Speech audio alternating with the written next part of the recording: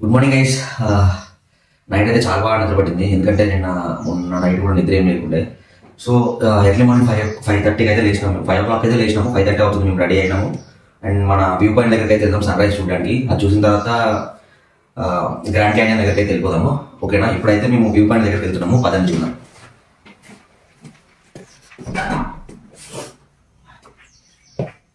Morning view చూడండి ఎంత బాగుంది, ఎంత బ్యూటిఫుల్గా ఉందో. సో సూపర్ ఉందన్నమాట. ఎర్లీ మార్నింగ్ 5:30కి మేము అంటే 5:30కి ఎందుకు వెళ్తున్నాం అని అంటే అసలు ఆ సన్ రైజ్ మిస్ అవ్వద్దు అని చెప్పేసి ఇంత ఎర్లీగా బయలుదేరామన్నమాట. అంటే ఇంత దూరం వచ్చి సన్ రైజెస్ మిస్ అయితే ఎలా, అందుకోసం అని చెప్పేసి అంత ఎర్లీగా బయలుదేరాము. సో చాలా బ్యూటిఫుల్గా ఉంది. ఎర్లీ మార్నింగ్ సిటీకి దూరంగా ఉంది కదా, కొంచెం ఏమంటారు, ఇది పల్లె వాతావరణం ఉంది ఇక్కడ, మొత్తము ఫ్రెష్ ఎయిర్, సూపర్ అనిపించింది అనమాట. సో నాకు ఈ వ్యూ చూడగానే నేను ఓయి సినిమాలో సిద్ధార్థ్ అయిపోయాను నేను. సో అంటే మీరు హీరో అనుకోకండి, నేనేదో నేను ఓన్గా అలా ఫీల్ అయినా అనమాట. సిద్ధార్థ్ అనుకుని అక్కడ బెంచ్ ఉంటే అలా కూర్చొని అరే వెనక నుంచి ఇట్లా వీడియో తీరా అని చెప్పేసి మా కెమెరామెన్ మన భాస్కర్ గారికి అయితే చెప్పిన, వాడు ఇట్లా క్యాప్చర్ చేసిండి. ఇది నేనేదో మన హీరోయిన్ కోసం ఎదురు చూస్తున్నట్టు. యాక్చువల్లీ నేను సూర్యుడి కోసం ఎదురు చూస్తున్నా, వచ్చే టైం అయింది, చూద్దాం నడవండి. ఇక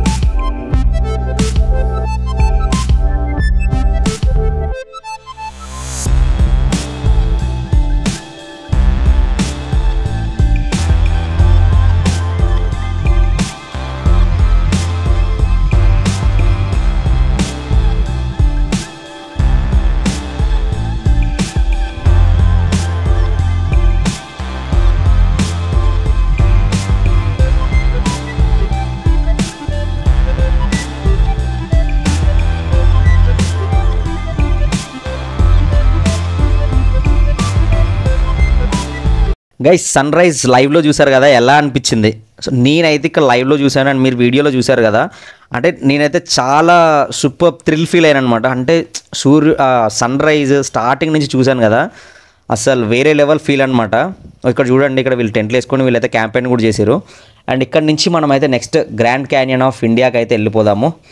సో మేము అక్కడికే వెళ్తున్నాము నెక్స్ట్. సో అందులో మనకి ఇంకా టెంపుల్స్ ఉన్నవి, మసీదు ఉన్నాయి, అన్నీ ఉన్నవి. ఫస్ట్ అయితే మనం ఆ గ్రాండ్ క్యానియన్ ఆఫ్ ఇండియా ఆ వ్యూ పాయింట్ దగ్గరికి అయితే వెళ్ళిపోదాము. సో ఇక్కడ వీళ్ళందరూ వెళ్తున్నారు కదా, సో సేమ్ వే అనమాట. సో ఆ కొండపైకి అయితే వెళ్ళాలి మనము. ఇక్కడ నుంచి అరౌండ్ ఒక 500 మీటర్స్ అయితే ఉంటుంది. సో 500 మీటర్స్ మనం వాక్ చేసుకుంటూ వెళ్ళి ఆ పైన కొండపైకి అయితే వెళ్ళిపోవాలి. చాలామంది ఎర్లీ మార్నింగ్, అంటే నైట్ ఎవరు కనిపించలేదు నాకు మేము వెళ్ళినప్పుడు, కానీ ఇప్పుడు మాత్రము అసలు చాలామంది ఉన్నారనమాట. సో ఇంతమంది ఎందుకు వచ్చారు అని అంటే ఆ సన్ రైజ్ చూడడానికి. ఎక్కడి నుంచి? ఈ గ్రాండ్ క్యానియన్ ఆఫ్ ఇండియా అనే వ్యూ పాయింట్ నుంచి. అండ్ మనం క్యాంపెయిన్ చేసుకోవడానికి ఇక్కడ సపరేట్ ప్లేస్ ఉందన్నమాట. సో ఇంతకుముందు మీకు చూపించాను కదా, సో అది ఓన్లీ ఫర్ క్యాంపెయినింగ్ అనమాట.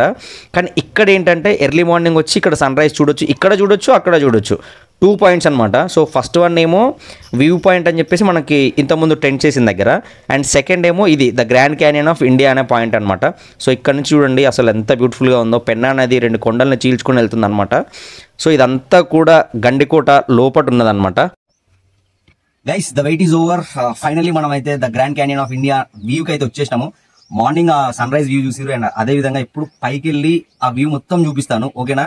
ఇప్పుడు మేము కొంచెం అంటే ఇనిషియల్ స్టార్టింగ్ స్టేజ్ లో ఉన్నాము. కొంచెం ఈ కొండ ఎక్కితే కనుక ఆ వ్యూ దగ్గరికి వెళ్ళిపోతాం. పదాన్ని వెళ్ళిపోదాం. గైస్ నేనైతే పైకి ఎక్కుతున్నాను అండ్ పైన నిలబడి ఆ వ్యూని అయితే ఎంజాయ్ చేస్తున్నాను. ఎందుకంటే beautiful morning and beautiful view అనమాట ఇక్కడ నుంచి.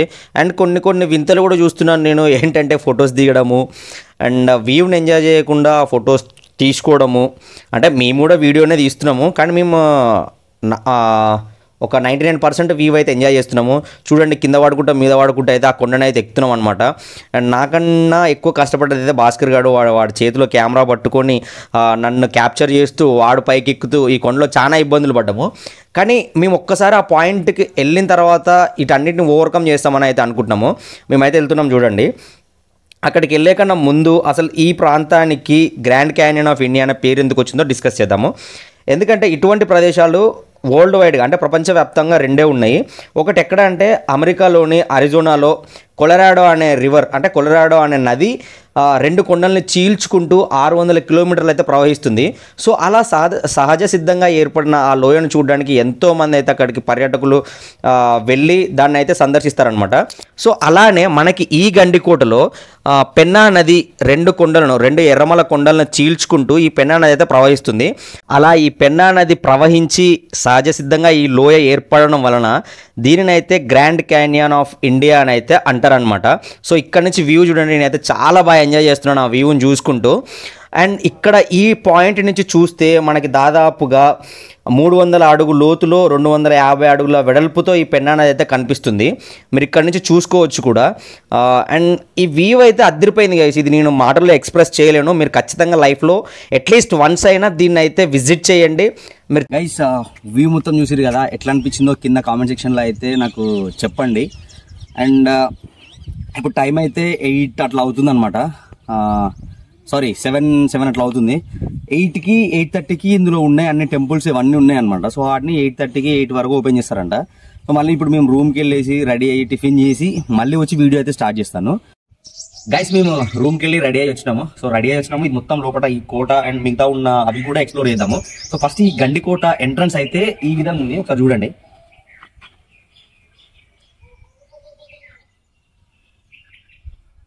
సో ఇప్పుడు ఎంట్రన్స్ చూసారు కదా, అండ్ ఇక్కడ కొన్ని శిలా పథకాల మీద కొన్ని అయితే రాసున్నవి. అవి ఏందో ఒకసారి అయితే చదువుతాం మనము. పురాతన భవనములు, మాధవ పెరుమాళ్ దేవాలయము మరియు మదర్సా నామములతో పిలువబడు స్తంభములతో పరివేష్టితమైన గండికోట, వైఎస్ఆర్ జిల్లా, ఆంధ్రప్రదేశ్ అనేది రాసింది. అండ్ ఇక్కడ ఇదంతా కూడా రాశారు ఏమేమి ఉన్నాయి లోపల అని చెప్పేసి రాజు అనుకుంటా. ఈ ప్రదేశమునకు గండికోట అని పేరు. గండి వాగు మరియు కోట అంటే తెలుగు శబ్దముల నుండి ఉత్పన్నమైనది. బలమైన ఈ కోట పెన్నా నది వాగు పైభాగము సుందర ప్రదేశంలో నిర్మింపబడి గండికోట అని పేరు పిలువబడుతున్నది. చారిత్రక ఆధారాలను అనుసరించి క్రీస్తు శకం 12వ శతాబ్దంలో కాప మహారాజు నిర్మించినట్లు తెలియచున్నది. ఈ కోటనైతే కాప మహారాజు అనే ఆయన నిర్మించాడంట 12వ శతాబ్దంలో. నమోదు చేయబడిన ఆధారాలను అనుసరించి క్రీస్తు శకం 13వ శతాబ్దం నాటి కాకతీయులతో గండికోట చరిత్ర ప్రారంభమైంది. ఈ చరిత్ర కోట కూడా కాకతీయులతోటే స్టార్ట్ అయిందనమాట. ఈ కోట విజయనగర రాజుల హస్తగతమై 1వ బుక్కరాయ కాలంలో అభివృద్ధి నొందినది. బుక్కరాయ కాలంలో అభివృద్ధి చెందిందంట అది. ఈ కోటలో గల ఆలయములు వారి కాలంలోనే నిర్మించబడినాయి. ఈ కోటలో ఉన్న ఆలయాలు అండ్ అదేవిధంగా మసీదు అన్ని కూడా వాళ్ళ టైంలోనే నిర్మించారంట. విజయనగర సామ్రాజ్య పతనానంతరము హైదరాబాదు కుతుబ్ షాహీలు మీర్ జుముల్లా ఆధ్వర్యంలో కోటను వశపరుచుకున్నారు. మసీదులు మరియు ఇతర కట్టడములు కుతుబ్ షాహీల పాలనలో నిర్మించబడినాయి. సో ఓకే, టెంపుల్స్ అన్నేమో కాకతీయుల కాలంలో అండ్ ఈ మసీదు ఇవేమో వీళ్ళు ఎవరంటే కుతుబ్ షాహీల కాలంలో అయితే నిర్మించారంట. అద్భుతమైన జమీ మసీదు అండ్ అందమైన కట్టడము. 18వ శతాబ్దం ఆరంభంలో ఈ కోటను కడప నవాబులు చేజిక్కించుకున్నారు. కడప నవాబులు 18వ శతాబ్దంలో చేజిక్కించుకుని కొద్ది కాలము హైదర్ మరియు టిప్పు సుల్తాన్ పాలనాంతరము నిజాం ఒప్పందానుసారం క్రీస్తు శకం 1800లో ఈ కోట బ్రిటిష్ వశం చేసుకుంది. 1800 సంవత్సరంలోనేమో బ్రిటిష్ తీసుకుందంట ఆ కడప. ఎవరాలు కడప నవాబులు తర్వాత తీసుకునేది బ్రిటిష్ వారంట. సో ఇది గైస్ ఇందులో ఉన్న మ్యాటర్ అయితే ఇది. ఎవరైతే ఈ కోట నిర్మించారు అండ్ కోటలో ఉన్న టెంపుల్స్ ఎవరు నిర్మించారు, కోటలో ఉన్న మసీదులు ఎవరు నిర్మించారు, సో వాటి గురించి అయితే ఎంట్రన్స్ లో అయితే మనకి దీని అయితే రాసింది. అండ్ ఇది తెలుగులో రాసింది అండ్ హిందీలో ఉంది అండ్ ఇంగ్లీష్ లో కూడా ఉంది, చూసుకోండి. అండ్ ఇప్పుడైతే లోపలికి వెళ్ళిపోదాం. మనము లోపలికి వెళ్ళిపోయి లోపల అసలు ఏ విధంగా ఉంది, ఈ కోట ఏ విధంగా ఉంది అన్ని కూడా చూద్దాం రండి.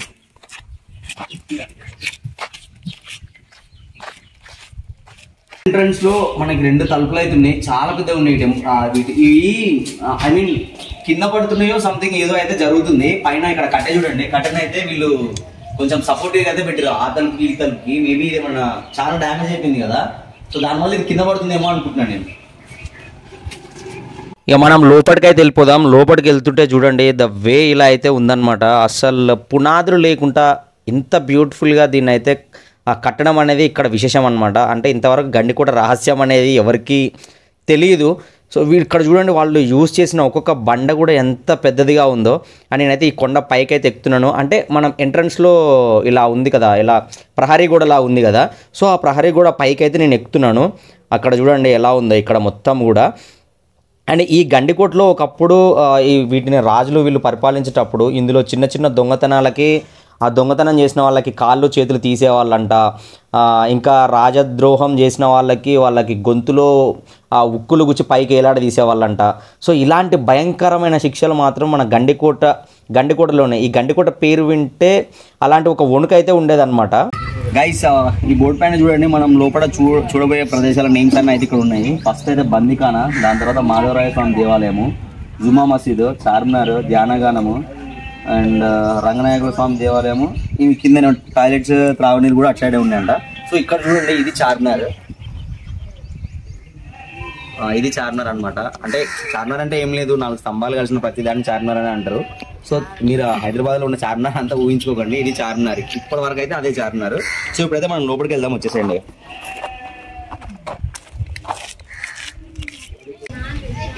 సో ఇక్కడ చూడండి గైస్, ఇది బందిఖానా. బందిఖానా అంటే ఏం లేదు, జైలు అని రాసింది కదా ఇంగ్లీష్లో. సో అప్పట్లో ఎవరైనా తప్పు చేసి ఉంటే ఆ జైల్లో వేసేవాళ్ళేమో. లోపలికైతే వెళ్దాం రండి. కింద కట్టింది మొత్తం, మీకు దూరం అయితే ఓపెన్ అవుతుంది. ఇట్లా వెళ్ళాలి పిలుపుకుంటూ.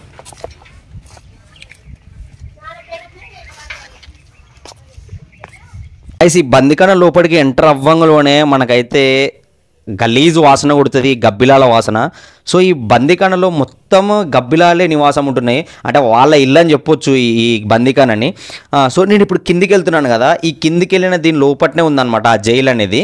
ఆ జైల్లో వాళ్ళని వేసి వాళ్ళ చిత్రహింసలు పెట్టి ఉండేవాళ్ళేమో అప్పుడు రాజుల కాలంలో.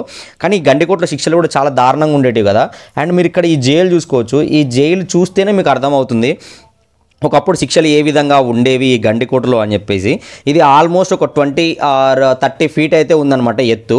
ఆ దొంగ కానీ అంటే ఎవరైతే ఆ ఖైదీ తప్పించుకోవాలన్నా కానీ ఆస్కారం లేదనమాట. ఆ విధంగా అయితే ఈ జైలు అనేది ఉంది. మరి దారుణంగా ఉంది చూడండి. మొత్తం గబ్బిలాల వాసన, మొత్తం గబ్బిలాలే ఉన్నాయి. చూడండి మీరు ఇక్కడ నేను చూపిస్తున్నాను కదా. సో ఇక్కడ చూడండి చాలా గలీజ్గా ఉందన్నమాట. సో ఇప్పుడు మనం పైకి అయితే వెళ్ళిపోదాం ఇక. సో చూసి కదా లోపల జైలు అయితే మరీ డేంజర్ అంత ఎత్తుంది. అసలు అప్పట్లో ఉన్న ఖైదీలను తప్పించుకోవడానికి ఆస్కారమే లేదు. సో జైలు అయితే ఇది గైస్ బందిఖానా. ఇప్పుడు ఈ బందిఖానా తర్వాత మనకి లోపల పెద్ద పూనేరు అని చెప్పేసి ఒకటి ఉంది, జుమా మసీద్ అని ఉంది. సో వాటిని అయితే చూద్దాము, వెళ్దాం వాటి. గైస్ ఈ బందిఖానా నుంచి ఒక 200 meters ముందుకు వస్తే కనుక మనకైతే పెద్ద ట్యాంక్ అండ్ అదేవిధంగా జుమా మసీద్, రంగనాయకుల స్వామి ఆలయము అవన్నీ ఉంటాయన్నమాట. సో ఇక్కడ నుంచి రైట్ చూడండి, మీకు చార్మినార్ లాగా కనిపిస్తుంది కదా. సో అదే అనమాట మనకి జుమా మసీద్. సో మనం మొత్తం చూద్దాము పదండిగా. గైస్ ఇక్కడ ఈ బోర్డు చూడండి, జుమా మాస్క్ ఏది మనకు కనిపించే జుమా మసీద్ అండ్ ధాన్యాగారము దాని తర్వాత ఉంది. అండ్ ఈ ధాన్యాగారం తర్వాత రంగనాయకుల స్వామి టెంపుల్, దాని తర్వాత పెన్నా రివర్. మనం మార్నింగ్ చూపించాను కదా Penna river view. So early morning, so ఆ రివర్ ఇంకా అంతే. సో మనం ఇప్పుడైతే డైరెక్ట్ ఇక్కడికి వెళ్ళిపోదాము జుమా మాస్క్ దగ్గరికి. సో అంతకన్నా ముందు మీకు ఇందాక పెద్ద కోనేరు అని చెప్పినా కదా, ఆ కోనేరును చూపిస్తాను రండి. గైస్ అక్కడ చూడండి బోర్డు అయితే ఉంది కదా, పెద్ద కోనేరు, బిగ్ ట్యాంక్. సో ఆ ట్యాంక్ చూపిస్తాను రండి. ఆ ట్యాంక్ లోపలికి వెళ్ళడానికి అంటే వాటర్ అయితే లేవు, ఎందుకంటే ఎండాకాలం మొత్తం ఇంకిపోయింది నాకు తెలిసి. సో ఇదన్నమాట అవే. ఇలా జాగ్రత్త చూసుకుంటా, మొత్తం రాదు అంతా చూసుకోండి. అంటే నాకు తెలిసి ఇది చాలా లోతు ఉండొచ్చు. అంటే ఒక బాయి లేకపోతే 2 బాయిల లోతు అయితే ఉండొచ్చు నాకు తెలిసి. ఆ కింద నుంచి చూస్తే మాత్రము మనకి ఒక 3 స్తంభాల హైట్ అయితే ఉంటది అని అనిపిస్తుంది నాకు. ఇది చాలా లోతుగా ఉంది చూడండి. మొత్తం కూడా రాళ్ళతోటి, కొండరాళ్ళతోటే కట్టిరు అనమాట ఇదంతా. ఈ కోనేరుని కత్తుల కోనేరు అని పిలిచేవారు. అసలు కత్తుల కోనేరు అని ఎందుకు పిలిచేవారు అని అంటే, ఒకప్పుడు రాజులు యుద్ధం చేసిన తర్వాత ఆ యుద్ధంలో గెలిచినప్పుడు అంటే ఆ కత్తులతో యుద్ధం చేస్తారు కదా, సో వాటితోటి ఎంతోమంది శత్రువులని చంపి వస్తారు కదా, ఆ కత్తులని కడగడానికి ఈ కోనేరుని అయితే యూజ్ చేసేవాళ్ళు అనమాట. సో ఆ కత్తులకి ఉన్న రక్తాన్ని మొత్తం కడిగిన తర్వాత ఈ కోనేరు మొత్తం ఇక్కడ రెడ్ కలర్లో మారేదనమాట. సో ఆ విధంగా దీన్ని సో అందుకని దీన్ని అయితే కత్తుల కోనేరు అని అయితే అంటారు. అండ్ అదేవిధంగా దీన్ని బిగ్ ట్యాంక్ అని ఎందుకంటారంటే, ఇది ఈ గండికోటలోనే పెద్ద కోనేరు అని ఇదే అనమాట. సో అందుకని దీన్ని బిగ్ ట్యాంక్ అని అంటారు. ఇప్పుడు మనం మసీద్ దగ్గరికి అయితే వెళ్ళిపోదాము, ఆ మసీదుని కూడా చూద్దాము. నేను వెళ్తున్నాను కదా, ఇదే మనకి జుమ్మా మసీద్. సో దీని ఎంట్రన్స్ అయితే ఈ విధంగా ఉంది చూడండి. సో గైస్, జుమ్మా మసీద్ ఫ్రంట్ వ్యూ అయితే ఈ విధంగా ఉంది, మీరు చూస్తున్నారు కదా, సేమ్ ఇలానే ఉందన్నమాట. అండ్ ఇప్పుడు మనం అయితే లోపలికి వెళ్ళి లోపల అసలు ఏముంది, ఎలా ఉంది మొత్తం కూడా చూద్దాము. ఇక్కడ ఎంట్రన్స్ అయితే ఈ విధంగా ఉంది. తలుపులు చూడండి, ఈ తలుపులు చిన్నప్పుడు మనకి అంటే మీ చిన్నప్పుడు ఏమో నాకు తెలియదు, కానీ నా చిన్నప్పుడు అయితే దొర వాళ్ళ ఇంటికి బేడాలు కూడా ఇట్లనే ఉండేవి చూడండి. అంటే మా ఊర్లో అప్పుడు దొరలు ఉండేటోళ్ళు కాబట్టి నాకు తెలుసు కొంచెము. సో ఇదన్నమాట జుమ్మా మసీద్ వ్యూ చూడండి మొత్తం ఎట్లుందో. సో ఇది కొంచెం సేమ్ యాజ్ ఇట్ ఈస్గా మనకి హైదరాబాద్ చార్మినార్ చూసినట్టే అనిపిస్తుంది మీకు. సో చూడండి మనకి చార్మినార్ లుక్కే వస్తుంది సేమ్. సో గైస్, మీరు ఇక్కడ చూస్తున్నారు కదా, ఇదే జుమ్మా మసీద్. లోపల ఈ విధంగా అయితే ఉందన్నమాట. ఈ లోపల మనకైతే చుట్టూ 64 గదులు అయితే ఉన్నాయి. సో మీరు ఇక్కడ చూస్తున్నారు కదా, ఆ చుట్టూ ఉన్నాయి 64 గదులు, మీరు చూసారు కదా. అండ్ ఇప్పుడు మనము మెయిన్ మసీద్ లోపలికి అయితే వెళ్ళిపోదాము. సో ఇక్కడ చూడండి గైస్, ఈ ఓపెన్ ప్లేస్ అయితే ఉంది కదా, ఇదంతా కూడా నాకు తెలిసి అంటే మాట్లాడితే మస్తు రీసౌండ్ వస్తుంది ఇక్కడ. సో ఈ ప్లేస్ అంతా కూడా నాకు తెలిసి అప్పట్లో ఉన్న రాజులు కానీ నవాబులు కానీ నాకు తెలిసి ఇక్కడ నమాజ్ చేసుకోవడానికి ఏమన్నా యూజ్ చేసారో ఏమో నేనైతే అనుకుంటున్నా. సో చూడండి మొత్తం కూడా ఓపెన్ ప్లేస్. అండ్ ఇక్కడ కూడా చూడండి కొంచెం వాటర్ తీసుకునే దానిలాగా ఉంది, చూడండి. అంటే ఇది మొత్తం అసలు యూజ్లో లేదు, మొత్తం ఇదంతా జస్ట్ నార్మల్గా ఉందన్నమాట, యూజ్లో అయితే లేదు. అండ్ ఇక్కడ నుంచి వాటర్ కాలు కడుక్కోవడానికి మేబీ ఉండొచ్చు, మాస్క్లో ఎలా అయితే ఉంటుందో అలానే ఉండొచ్చు నాకు తెలిసి. సో ఇప్పుడు లోపలికి అయితే వెళ్దాము, అసలు ఎక్కడుందో చూద్దాము. నేను కొంచెం చిన్న మాట్లాడినా కానీ మస్తు రీసౌండ్ వస్తుంది, కొంచెం అడ్జస్ట్ అవ్వండి. అండ్ ఈ కట్టడం కూడా చాలా బాగుంది. ఇక్కడ ఇలాంటి ఒక కట్టడం మీద కూడా ఈ పేర్లు, ఈ లల్లి, తొక్క, తోటకూర అన్ని ఈ పేర్లను అవసరం. ఆ పేర్లు మొత్తం శిల్పులు చెప్పినట్టు చాలా బాగుంది. ఇది కూడా అంటే నిజానికి అయితే మస్తు చల్లగా ఉంది. దీని కింద పక్కన బాగా ఎండ పడుతుంది, కానీ దీని కింద అయితే మస్తు చల్లగా ఉంది. చూసారు కదా జుమ్మా మాస్క్ ఎలా ఉందో. ఇప్పుడు మనం ఈ జుమ్మా మాస్క్ పక్కనే అక్కడ కనిపిస్తుంది కదా, అక్కడ చూపెట్టారు ఒకసారి, అది ధాన్యాగారము.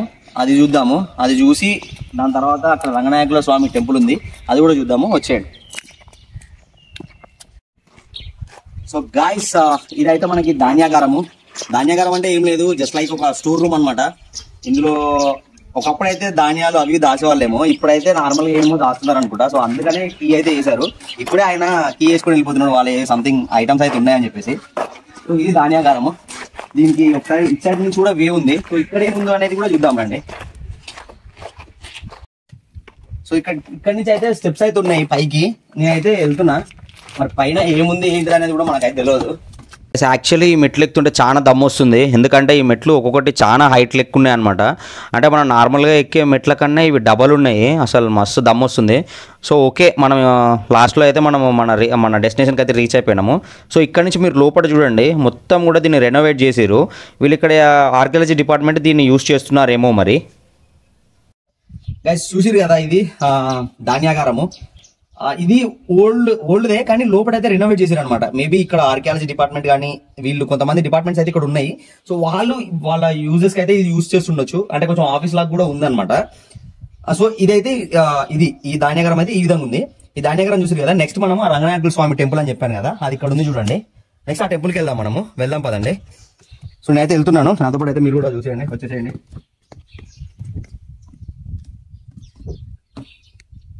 కదా ఇక్కడ రంగనాయకుల స్వామి టెంపుల్. సో అక్కడ ధాన్యాగారం అయిపోయింది, దాని తర్వాత ఈ టెంపుల్ అనమాట. ఆ టెంపుల్ కి వే అయితే ఇట్లుంది. అండ్ కొంచెం కిందికి వెళ్తే మనకి ఆ వ్యూ పాయింట్ మార్నింగ్ చూపిస్తాయి కదా, ఆ వ్యూ పాయింట్. సో మనం అయితే ఇప్పుడు ఈ టెంపుల్ లోపలికి అయితే వెళ్ళిపోదాం రండి. గైస్ ఎంట్రన్స్ అయితే ఈ విధంగా ఉంది, లోపలికి వెళ్దాం రండి. మనం టెంపుల్ లోపలికి ఎంట్రీ అవ్వంగానే ఈ దర్వాజానే అంటారు మ్యాక్సిమము, ఈ ద్వారబంధము సంథింగ్. సో దీనికి డీటెయిలింగ్ చూడండి అబ్బా, వీళ్ళు మొత్తం పాములు వాటితోటి మెలికేసినట్లుగా వీళ్ళు డిజైన్ చేశారనమాట రాళ్ళ మీద. సో అద్దరిపోయింది ఇది. సో ఇది చూసిన తర్వాత మనం అయితే ఇప్పుడు లోపలికి వెళ్ళిపోదాము. లోపల ఎలా ఉందో చూద్దాం, నడవండి.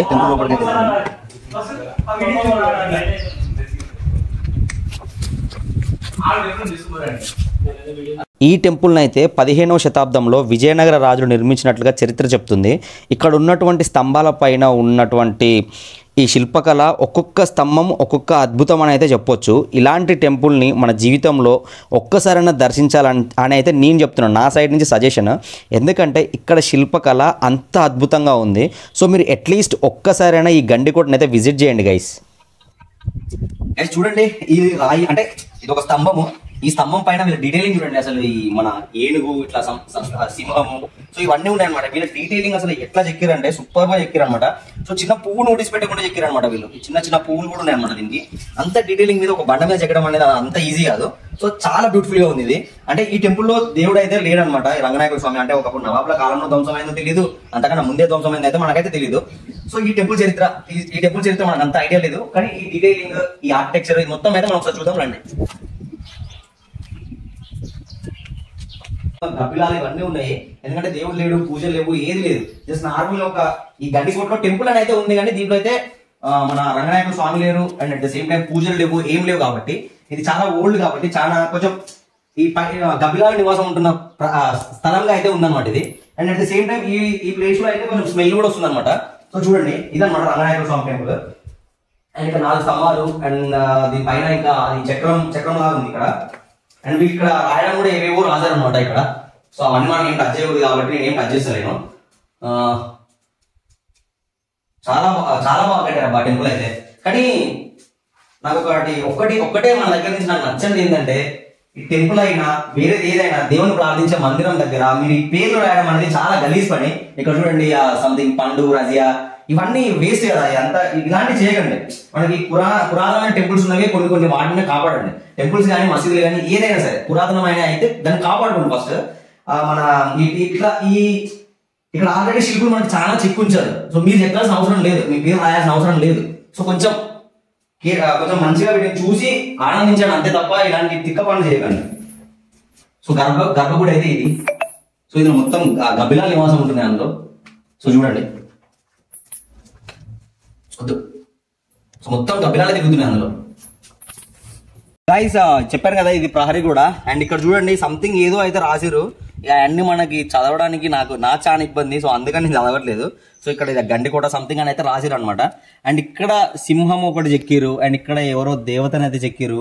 అండ్ ఇక్కడ ఏదో నా బంధం అయితే ఉంది. మరి ఇది ఏ బంధం అనేది మనకు తెలియదు. ఇది నాగబంధం అయితే ఏమో నాగపాములు ఉంటుండే, కానీ నాగబంధం అయితే కాదు. సంథింగ్ ఏదో అష్టదిగ్బంధనమో సంథింగ్ ఏదో అయితే అయి ఉంటది ఇది. సో దీన్ని అయితే వేసిరు అనమాట. ఇక్కడ వీటిని టచ్ చేయొద్దు అని నేను అనుకుంటాను, నా పర్సనల్ ఫీలింగ్ అయితే. టచ్ చేయొద్దు, ముట్టుకోవద్దు అని నా పర్సనల్ ఫీలింగ్. అందుకని టచ్ చేస్తలేను నేను. టచ్ చేస్తలేను. అండ్ వీళ్ళు రాసినవి కూడా చదువుతలేను నేను. ఎందుకంటే ఏమో చెప్పలేము, ఎవరి నమ్మకం ఆడిది. ఏమన్నా అయిందనుకో ఎవడేం చేయలేడు. సో అందుకని చెప్పి నేనైతే టచ్ చేయలేదు. సో బెటర్ మీరు కూడా టచ్ చేయకండి. గైస్ చూసారు కదా, ఈ వీడియోలో మనం ఏమేమి కవర్ చేసినాము. వ్యూ పాయింట్ కవర్ చేసినాము, అండ్ జుమా మాస్క్ కవర్ చేసినాము, ఆ చార్మినార్ కవర్ చేసినాము, అండ్ ఇంకేం కవర్ చేసినాము, ధ్యానాగారం కవర్ చేసినాము, అండ్ ఈ రంగనాయకుడు టెంపుల్ కవర్ అయితే చేసినాం అనమాట. సో ఇప్పటికే చాలా లెంతీ అయిపోయింది వీడియో. సో దానికని నేను నెక్స్ట్ పార్ట్ తీస్తాను. సో నెక్స్ట్ పార్ట్ లో మనకి ఇంకొక టెంపుల్ ఉంది, ఆ టెంపుల్ కూడా చూపిస్తాను. సో ఇంతవరకు ఈ వీడియో కనుక మీకు నచ్చినట్టయితే ఖచ్చితంగా ఒక లైక్ చేయండి. అండ్ అదే విధంగా మీరు కొంచెం సబ్స్క్రైబ్ చేసి మాకు కొంచెం సపోర్ట్ ఇచ్చారు అనుకోండి, మేము ఇంకా మంచి బెటర్ వీడియోస్ తోటి అయితే మేము ముందుకు వస్తాము. సో ఈ వీడియో కూడా మీ అందరికి నచ్చిందని అనుకుంటున్నాను. ఈ వీడియో కనుక మీకు నచ్చినట్టయితే ఖచ్చితంగా లైక్ చేయండి అండ్ షేర్ చేయండి. మీ ఫ్రెండ్స్ కి షేర్ చేసి మన ఛానల్ అయితే సబ్స్క్రైబ్ చేసుకోండి guys. So thank you so much for watching this video.